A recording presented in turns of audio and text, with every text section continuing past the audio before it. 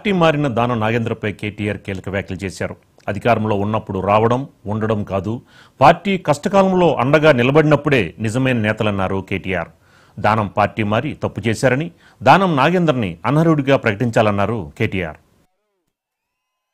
Congress party ఇయాల వాళ్ళు తీసుకున్న నిర్ణయంతో పార్లమెంట్ అభ్యర్థిగా దానం నాగేందర్ను కాంగ్రెస్ అభ్యర్థిగా ప్రకటించడంతోనే స్పీకర్ గారు వెంటనే నిర్ణయం తీసుకోవాలి, అనర్హుడుగా ప్రకటించాలని చెప్పి కూడా ఈ వేదిక ద్వారా నేను డిమాండ్ చేస్తున్నా. తప్పకుండా స్పీకర్ గారికి రాజకీయ ఒత్తిళ్లకు లోబడి ముఖ్యమంత్రి ఇంకొకలో చెప్తే ఆ ఒత్తిడి కనుక స్పీకర్ గారు లోనైతే వదిలిపెట్టము, సుప్రీంకోర్టు దాకానన్న పోతాం, కానీ నాగేందర్ను అనర్హుడిని చేసేదాకా ఇడిచిపెట్టమనే మాట కూడా తప్పకుండా మీకు విజ్ఞప్తి చేస్తా ఉన్నాం. అందుకే మా సోదరులు ఖైరతాబాద్ లో ఉండే నాయకులు కార్యకర్తలకు ఉన్న విజ్ఞప్తి, ఇక్కడ ఉప ఎన్నిక రాబోతా ఉన్నది. 3-4 నెలలనే ఉప ఎన్నిక వస్తున్నది, దానికి కూడా తయారు కావాలి. తప్పకుండా ఈ ద్రోహం చేసిన నాయకులకు బుద్ధి చెప్పాలని చెప్పి